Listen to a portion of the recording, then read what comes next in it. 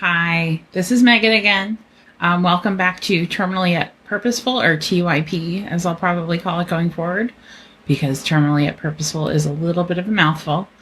I wanted to write a little bit about my diagnosis, or not write, I guess record, and just share exactly how I started doing this. Just to be upfront, none of this like video stuff, sound stuff, audio stuff, technology stuff, to be frank, it comes natural to me. Please excuse my, this is a steep learning curve. So training wheels, please bear with me when things aren't 100% right away.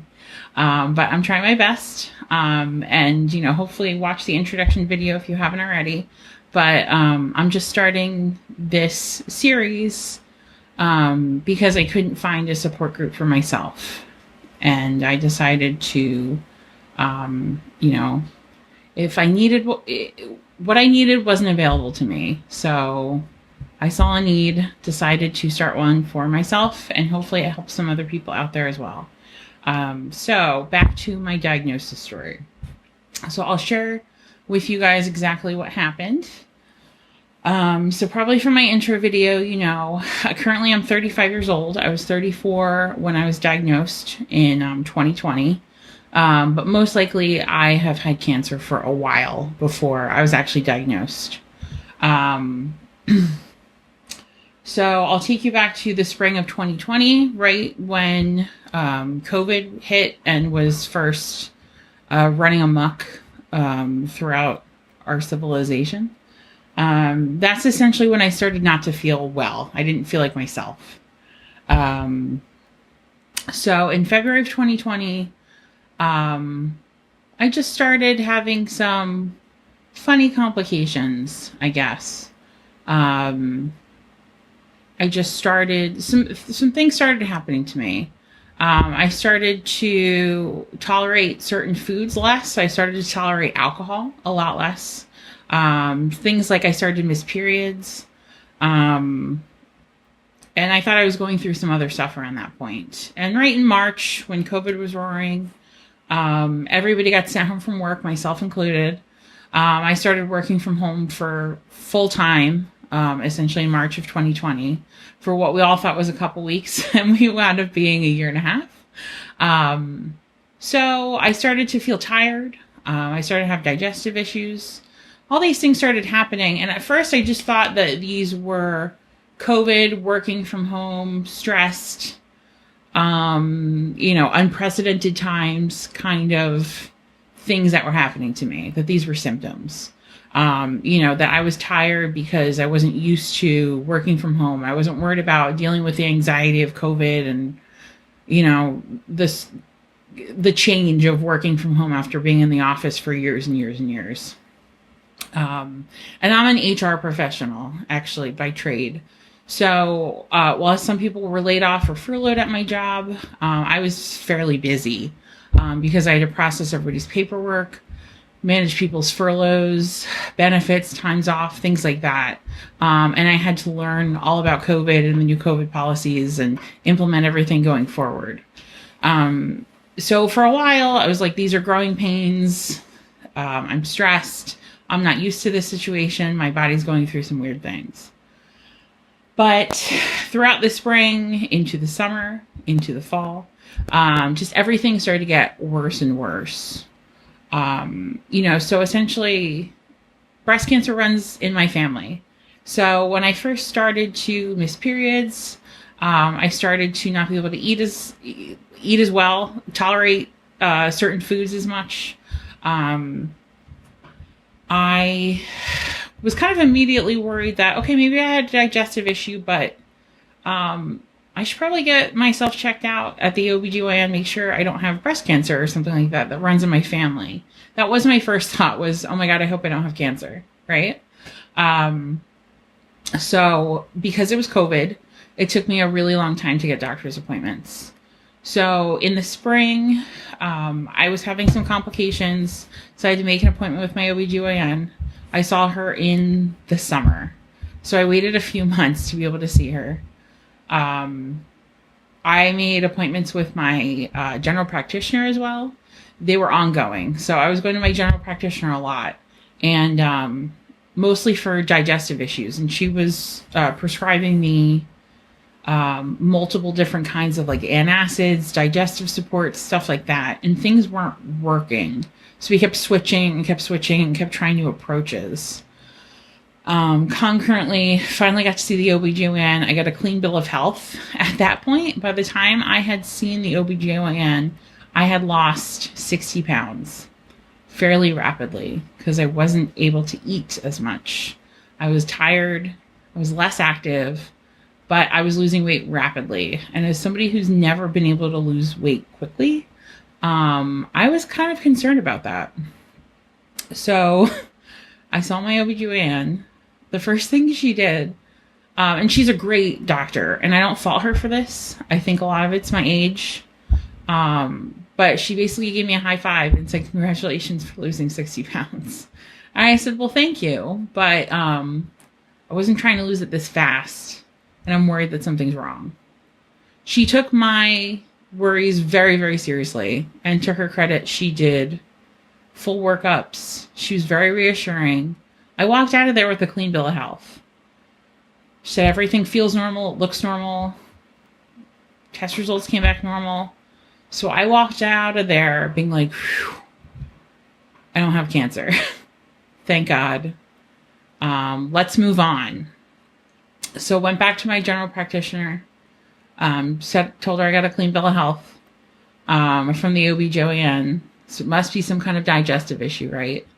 So after 3 rounds of like switching medications and things progressively just getting worse and worse, she's like, okay, you need to see a gastroenterologist. Like, I think we've done all we can do for you. So because it was COVID and it was the summer, I made an appointment with the gastroenterologist and couldn't see her until August. So I think that was like 6 to 8 weeks before I could really get in. And at that point I was like, well, what's the worst that it could be, right? I don't have cancer, right? I just went to the OBGYN. What I thought I would have was probably breast cancer if I had anything. So it wasn't as much of a thought at that point. Went to the gastroenterologist, told her I had lost 60 pounds in the span of like 3 months. And the first thing she said was, wow, that's kind of alarming. That's a lot of weight to lose really quickly. And especially you've told me that you're more tired, you feel sluggish. Let's do some full blood work on you. And once she started to worry, then I started to look back and be like, oh, things that I've been kind of letting go, I really shouldn't have been letting go. So back at home, I was still working from home full time. I just noticed that I was spending my lunch breaks essentially taking a nap. Because I was just wiped out by the middle of the day. I'd wake up at like 6 or 7 o'clock, get a shower, start work. And by 12:30, I was kind of wiped out. And I'd take a nap for like about 45 minutes, half hour, 45 minutes, what I could. And I'd go back to work until 5. And then, I take the dog for a walk really slowly. I noticed that became more of a struggle, like walking down the street, walking up the stairs in my house. And it wasn't like an out of breath thing. It was like a muscle weakness thing. I was like, wow, am I really like getting this out of shape? I've always been a person that has at least walked almost every day, tried to walk every day. And there was a gym at my work. So before I was working from home, I was at the gym 2 or 3 days a week. I was fairly active. I was trying to be active. And I was just like, wow, being at home and not having access to the gym and not being able to exercise like you used to is really taking a toll on me. That's what I was thinking. So when the gastroenterologist became alarmed by this, I kind of became alarmed by this. I became a little bit worried, got my blood panels done, came back with some numbers that were not quite normal. And I had blood work at the OBGYN, but it was different kinds. It was more like hormonal. And that came back okay. Some numbers were off a little bit, but in general, they came back all right. So she's like, okay, we had some high inflammation. What she didn't tell me was she tested me for tumor markers, and those came back fairly high. But I knew something was wrong when she was like, okay, blood came back. I want to send you for an ultrasound of your abdomen. And she said my first appointment with her was virtual. Second appointment with her was in the office. And she kind of felt around. And she said, I want to send you for an ultrasound. Your liver also feels really big to me. Feels large. But, I wonder if you have, a fatty liver disease or some kind of, hepatitis thing going on. Something's up with your liver, we think. So even then, I didn't really think of cancer. I thought of maybe I have some kind of weird liver disease, or I need to be on, milk thistle for a while to do a liver detox. So I went in for an ultrasound at my local hospital. And I'm one of those people that likes to watch what's going on, just I guess as a distraction to get me out of my head. So I was looking on the ultrasound monitor and things, I don't know exactly what I'm looking at until she looked at something that looked like kidney beans. And I said, oh my gosh, are those my kidneys? And she said, yeah. She's like, don't they look like kidneys? And I said, yeah. And she turned the monitor more towards me and let me see. And then she's going, looking at everything. And then she got a little bit further up and all of a sudden flips the monitor back to her. And then is very stoic and is like, okay, we're going to look this over and have a doctor give you a call back.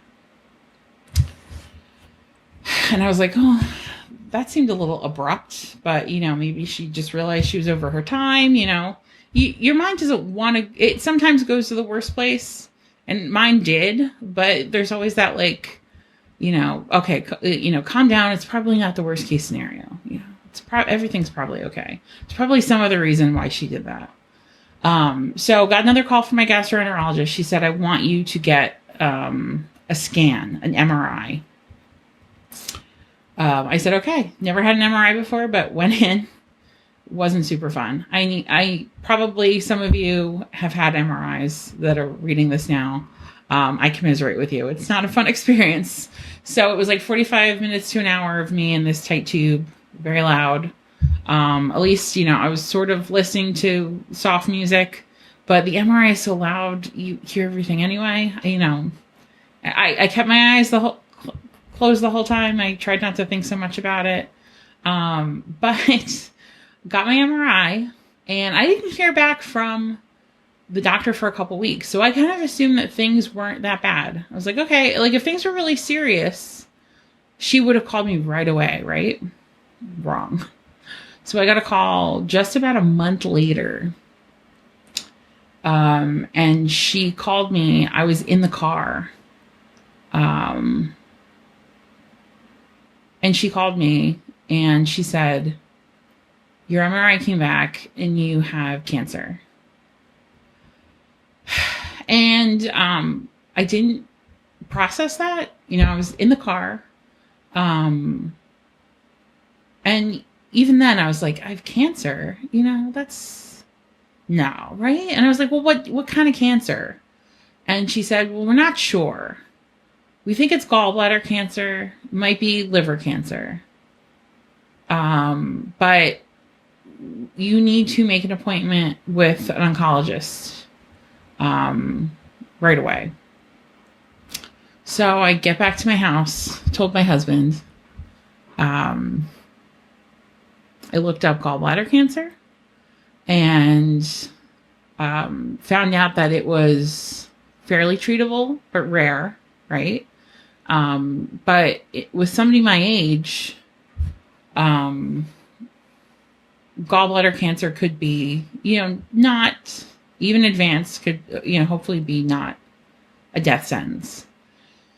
So at that point, I kind of prepared myself, okay, I have cancer. We're going to get through it.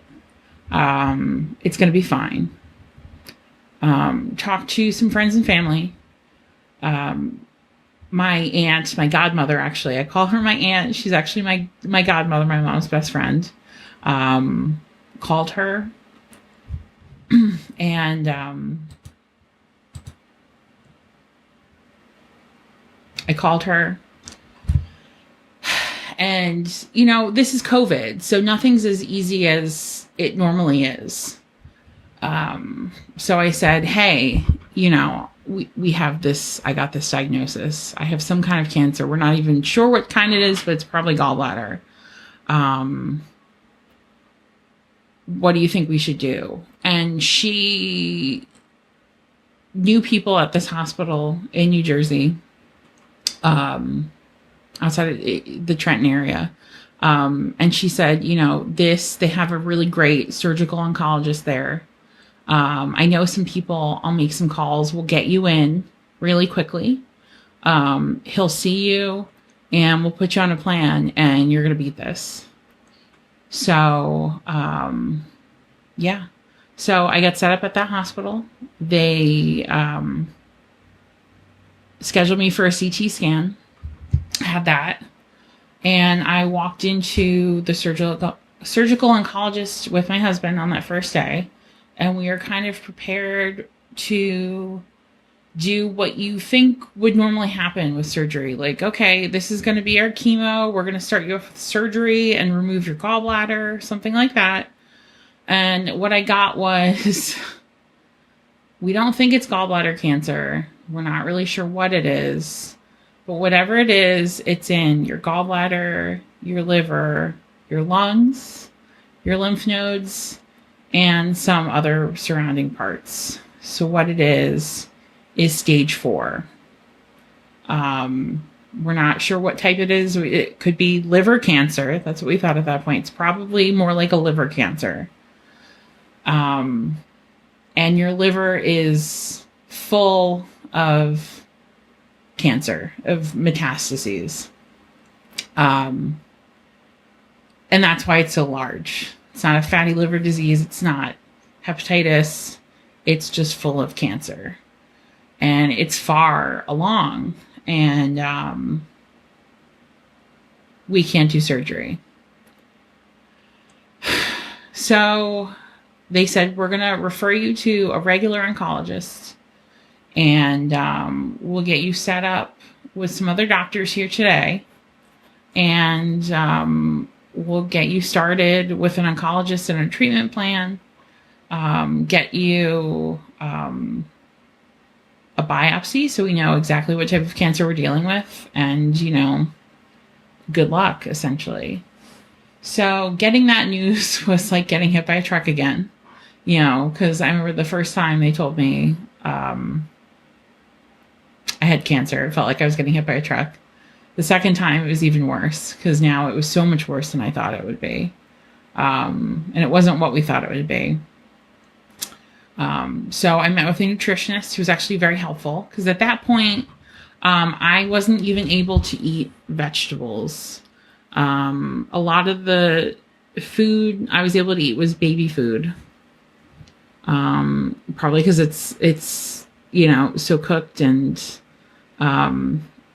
so processed at that point, but that's what I could tolerate. I could tolerate vegetables and fruits as baby food. I could eat really bland foods like rice, chicken, some cereals and stuff like that, but I couldn't eat dairy. I couldn't eat fruits and vegetables. Couldn't eat anything spicy. And I couldn't eat a lot. I could eat very, very small meals. And if I ate past the point of being full, which was almost immediately, sometimes it was like taking 3 bites of rice and then I'd be full. And if I eat a 4th bite, I just throw up. So I met with a nutritionist who explained to me that, with the cancer, it was basically strangling a bile duct, essentially. That was, your pancreas helps you digest food. And those digestive enzymes weren't getting into my stomach to help me digest. So she prescribed digestive enzymes for me, which actually really turned me around. So they were called Creon. And as soon as I started on the Creon, I was able to start eating fruits and vegetables again, essentially, which I hadn't been able to in weeks and months, pretty much at that point. So highly recommend nutritionists if you're having issues related to your cancer. Definitely go see one. I also met with kind of a, what do you call it? Like a supportive care doctor who basically told me to get a will. Really, it's not what you want to hear right after you're told that you have stage 4 cancer that's spread to your lungs. It wasn't great. It really wasn't great. So that whole day, when I look back on it, it seems like a blur.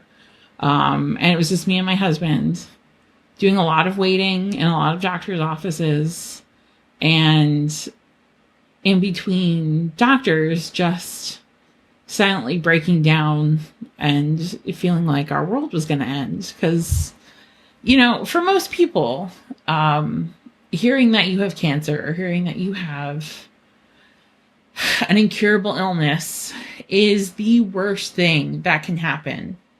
That is most people's worst fear, is that they're going to be diagnosed with an illness that's going to end your life. And when that happens to you and you have to deal with that, that's traumatic. That's traumatic for you. It's traumatic for your family members, your friends, those around you. So I don't wish that on anybody in the world. But as you can see, I was diagnosed with that over a year ago, year and a half almost. And here I am. And I'm doing this. So back on target. Basically, after I was diagnosed, it was kind of like worse news on part of worse news. I got sent to a regular oncologist to start my treatment. They scheduled me to put a chemo port in right away. So some of you might be familiar with that. I think you can probably see it. This is my chemo port scar. The port's right here. It sticks out. Ugh. Kind of freaks me out a little bit. You can see it. But I actually got scheduled to have a chemo port on this side installed. And I did. I have a big scar over there to prove it. They put a chemo port on me so they could start chemo right away. And they did. Basically, within a week, I had my chemo port installed. I started chemo right away. And while right after I had my chemo port installed, they did a biopsy. And they found out that I had cholangiocarcinoma, which is bile duct cancer. And honestly, I had to look up what a bile duct was. I've never heard that before. So to be diagnosed with a disease, a cancer in a part of your body that you didn't even know you had, a little bit of a learning curve, I would say. And I might have this wrong actually, or not be able to explain this well, but a bile duct is, there's intrahepatic and extrahepatic, which is inside the liver and outside the liver. Mine's intrahepatic, the kind of cancer that I have. So I have a bile duct within my liver. And that bile duct within my liver is cancerous. Essentially, that's where the cancer started and spread. And bile ducts connect your liver to your pancreas and some of your other organs, and they move fluids throughout those other organs. So the crappy part about bile duct cancer is because bile ducts connect a lot of your organs. It's very fast growing. It's very aggressive. There's a lot of blood flow from your liver to your other organs, because the liver is kind of the filter for your blood for your whole body. So once it gets into your liver, it very quickly can spread to your other organs, which is what happened to me. And a lot of times bile duct cancer isn't diagnosed until it's very advanced. And because bile ducts are so small, as soon as it spreads, it's very easy to be stage 4 right away. So not a great thing to learn. So it was kind of another truck that hit me, was not only do you have cancer, it's this really weird, rare, very aggressive type of cancer. And you're going to have to explain what it is to everybody when you tell them that you have cancer, essentially. So in September, I got diagnosed. In October, found out that it was actually bile duct cancer. I started getting treatment full time. I was on a chemotherapy regimen, cisplatin and gemcitabine, both. I was doing 2 weeks on, 1 week off. So I was getting cancer getting cancer treatment, just about every week. Except every third week I had off. So we went from 0 to 60 really quickly. And then really soon into my treatment, this port stopped working. And they kind of had to do a rush surgery, take it out, and install a new port over here, which I just showed you. And, having a port, some people have really good veins and can get chemo right into their veins. I do not. And apparently a lot of women do not have great veins for chemotherapy. And even if you do have great veins, there's a lot of stuff happening to you. So port, for those of you that don't know what it is, it's basically a catheter that they put, I think, right into your artery. I think it's an artery. Correct me if I'm wrong, please. And essentially it's like an access point. So it sticks out. You can see it. Every time I get chemo, they poke around, they feel it, and there's a little tip that they put a long needle into from outside of my skin to inside of my skin. And it basically allows them to put chemotherapy directly into your main arteries, veins, what your port is hooked up to, and be able to facilitate it going through your whole body. Because, that's kind of what you want is chemicals at that point. It's what you want when you have cancer is chemicals going through your whole body, killing your cancer. So ports can kind of they sound really weird, but in the end, it turned out to be a blessing in disguise. So after my second port surgery, this port, knock on wood, has worked very well for me.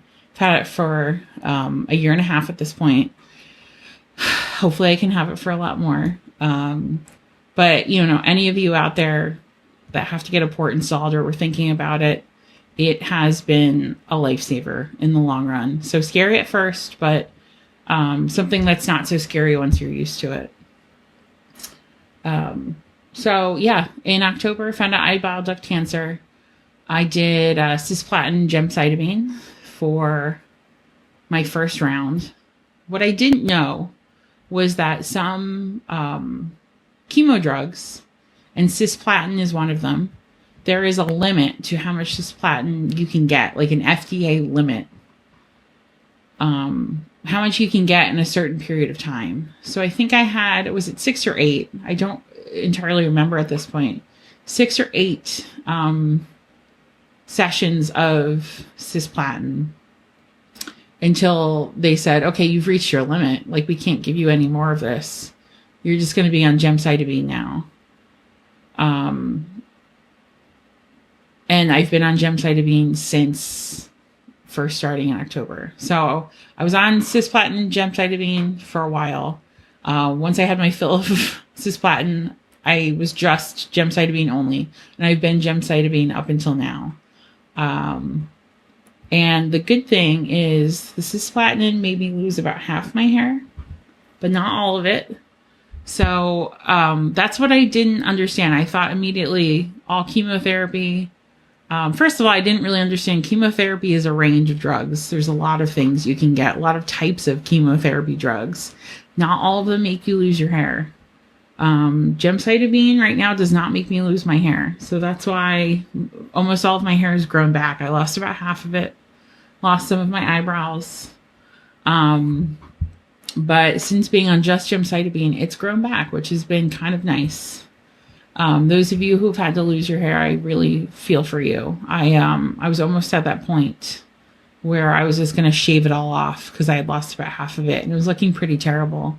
And then I stopped the gemcitabine, or I stopped the cisplatin and went on gemcitabine only, and it came back. So I was really thankful, very grateful for that.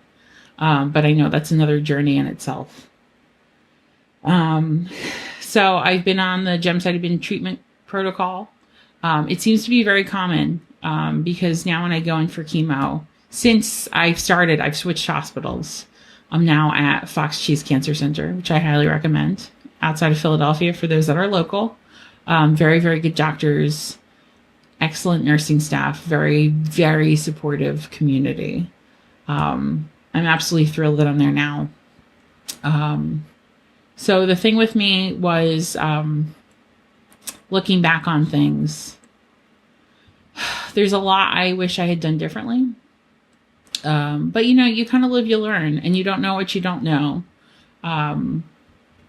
In October, when I found out I had cholangiocarcinoma and just how bad it was, they told me, my oncologist had told me, the good thing is you're young, and if you respond to treatment, which not all bile duct cancer people respond to treatment. If you respond to treatment, you might have a couple of years left. So don't be too upset right now. When somebody tells you at 34 that you only have a couple of years left, if you're lucky, that's not great news. That's really not great news. And I kind of wish at that point that I had the oncologist I had now, who is, better bedside manner and is very honest with me, but doesn't, gives me a little bit more hope, is a little bit more positive than that. The previous oncologist I had when I was getting treatment in New Jersey. But, the lucky thing for me is I started a very, very aggressive cancer treatment, a chemotherapy regimen right away. And thank God I responded. I responded well to it. And I knocked a lot of my cancer back. And the main thing that we're still worried about is what's in my liver. My liver is still in really bad shape. But up until this point, I've been stable. We're able to control the spread of the cancer. A lot of my tumors shrunk. And I have, hopefully more time left on this earth. I started being able to eat normally. I won't be able to drink alcohol probably ever again. But, I responded well. And I kind of told myself in October when I was first diagnosed that if I didn't die from this right away, that if I was able to bounce back, I'm kind of a firm believer, at least I was a firm believer until I got diagnosed with cancer, that everything happens for a reason. And when you're diagnosed with a terminal illness or cancer or what have you, I had a reckoning moment. I did. I had many reckoning moments, and I still continue to have them. With why is this happen to me? What type of God, what type of entity, whatever you believe, what force in the universe would allow this to happen, and what type of person am I to have this happen to? And it took me a long time to reckon with that. And after a few months of just trying to get my bearings and trying to balance this terrible news with how to live my life again. I kind of, and I'm borrowing this from, these are not my words. These are somebody else's words that I found after the fact, but, I did a similar journey. There came a point for me where I saw clearly like two different paths. And this was kind of well into my reckoning stage of grief, I guess, where I was like, okay, like the worst thing in the world, the thing that you feared most about yourself has happened. So how are we gonna move forward? There's this path you can take. You can self-destruct. You can jump off a bridge. You can self-destruct. You can stay in bed for 6 months to a year to 2 years. You can basically wither away and die and not fight. Or you can keep going. You can keep swimming. you can not treat this as a death sentence and just try and move forward. Be grateful for the time that you have with your friends and family and your support system. And you can keep living your life and keep fighting. And just try to keep moving forward. And I decided to move forward. I decided to keep going. And I said, if I don't die from this right away, if I can bounce back a little bit, I'm going to try and find some meaning behind it. I am going to try my hardest to make sure that if I can help other people that are going through the situation or prevent somebody from going through the same situation, that I just have to do it. So I'm kind of reckoning my post-cancer self with my pre-cancer self here. And trying to find meaning behind a really terrible thing, that can happen. So, that's partially why I decided to start this video series, was if I can be support to somebody, if somebody can resonate with what I'm saying, if you have a friend that's going through something, send them my way. If it's too soon, if they're not on that journey yet, if they're not on that place in that journey, if there's any advice or insight or something like that you can find here, that you can share with other people, then that's wonderful. That's why I'm here. And first and foremost, please be an advocate for yourself and spread the word. I think, especially now with the healthcare system being so messed up, it's just, I'm sure a lot of you have been there too, where something's wrong. It's not an easy fix. They might not know what's wrong right away. And you have to go through that slog, that make an appointment to see this doctor. Oh, this doctor doesn't know. They want you to see this type of doctor. So let me call and make an appointment and see this doctor. And, this doctor, I saw this doctor and he just kind of blew things off. And, I still don't have answers. Keep going. I know it's so frustrating. But I look back, and if I was an advocate for myself earlier on, I might be in a different situation. And I mean, I can't nickel and dime myself with the coulda, shoulda, wouldas at this point, because what's past is what passed. But if you are in a situation where you think something's not right, or you've been to a doctor and your doctor thinks things are fine and you still don't feel fine, keep going. Keep seeing doctors. Get second, third, fourth, fifth opinions. And I know it's horrible. No one wants to call doctors all day. No one has time for that. No one wants to sit around, make appointments, stay on hold, deal with insurance companies, dealing with paying for things. I've been there and I know it. No one has time for that. And even if by some miracle you have time, no one wants to waste their time doing that either. But you need to do it. You need to advocate for yourself. And you really need to stand up and be loud and be heard. Because if something's wrong, early detection is key. Seriously, take it from me. Early detection is key. So if you are going through that, or you know someone who's going through that, really press that person to keep going, because it's so easy to give up. It's so frustrating. It's not a great experience. You've got to keep going. So in the end, that's my story. If you want to share your story with me, if you want to talk, if you want me to share it for you, if you want to share it yourself on here, I would be happy to give you a voice to help do that. Email me at terminalyet. Oh my gosh. TYP. terminalyetpurposeful@gmail.com. So it's terminalyetpurposeful@gmail.com. And we'll talk. We'll discuss. And hopefully moving forward here, we'll have some more discussions. Because, if you have an ongoing medical condition,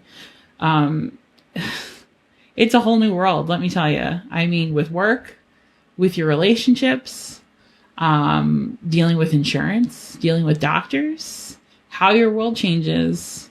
People just don't realize it until it happens to them. So hopefully I can be a resource, a support group. And this page becomes a support group if you're going through that, or somebody going through that, or you're just curious. So welcome. Share your story, share your insight with me, terminal-yet-purposeful@gmail.com. And thank you so much for listening. I really appreciate it, you guys. Have a great day. Bye.